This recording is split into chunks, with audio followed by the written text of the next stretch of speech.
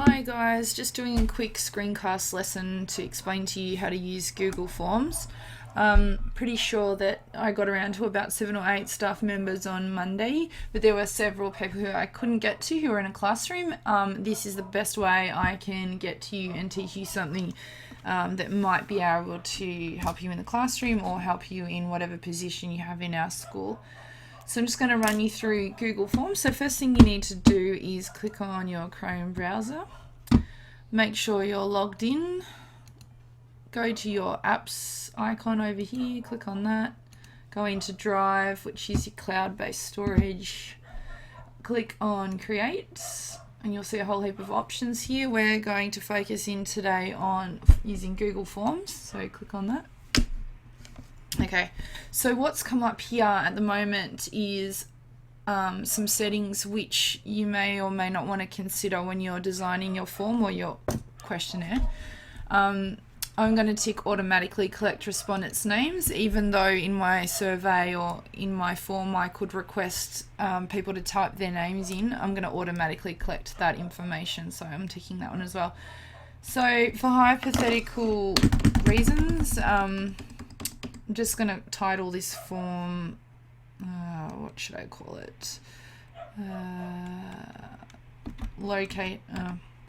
Locations for staff retreat.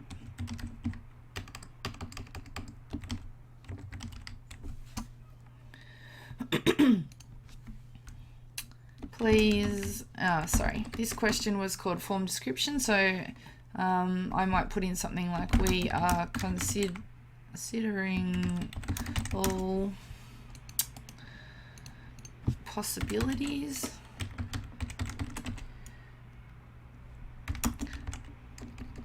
we are considering all options. First question title. So this is where you would type in your question title, which would be which location would you rather have our 2015 retreat at for St. Martin's?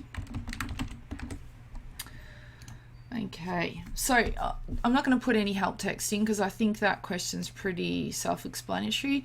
Down here I've got the option of multiple choice. I can have a scale, so 1 to 5 of what people would most rather, which might be fitting for something like this. It depends what you want to get out of it. Check boxes, text answers. For now I'm choosing multiple choice, so my first option is going to be Sofitel Melbourne. Second option is going to be Novotel.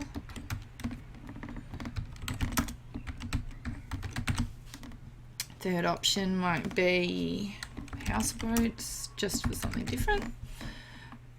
Fourth option might be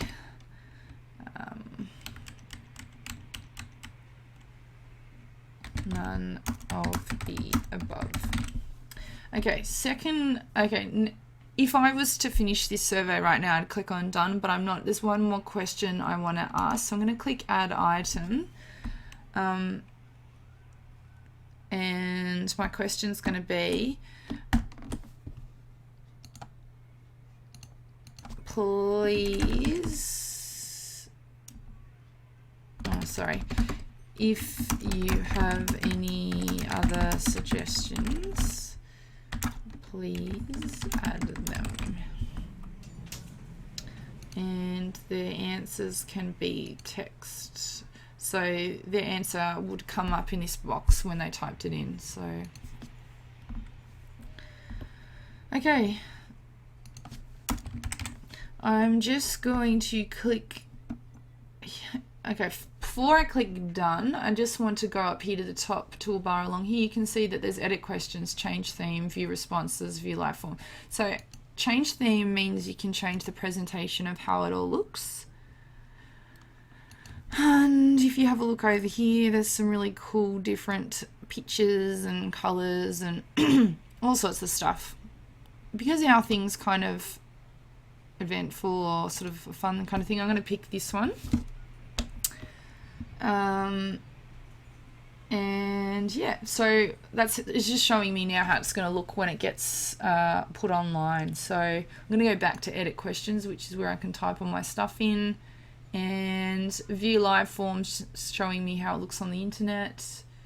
Probably don't really need any of those things now, so I'm ready. I'm finished everything. I'm happy with what I've done. I'm going to click on send form.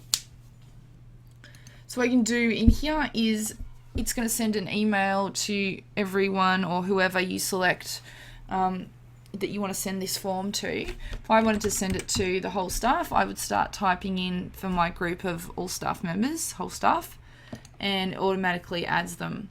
If I didn't want them all, I would just type in, for example, if I just wanted to send it to Emily, I would just type in her email address and select it there. I'm going to send a customized message with it that says, "Hey Em, please fill this out."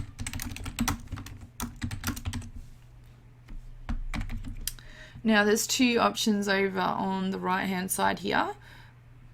Include form in an email. If you untick that, what it's going to do is it's going to send the URL link only.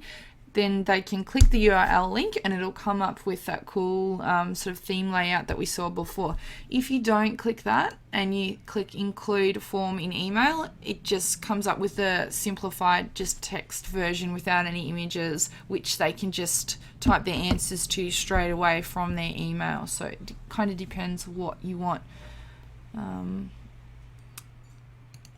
Yeah.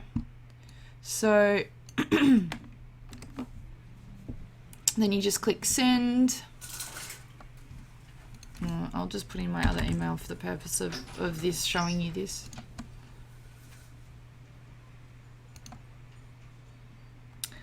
Okay, now the beauty of this is if you go back to your drive,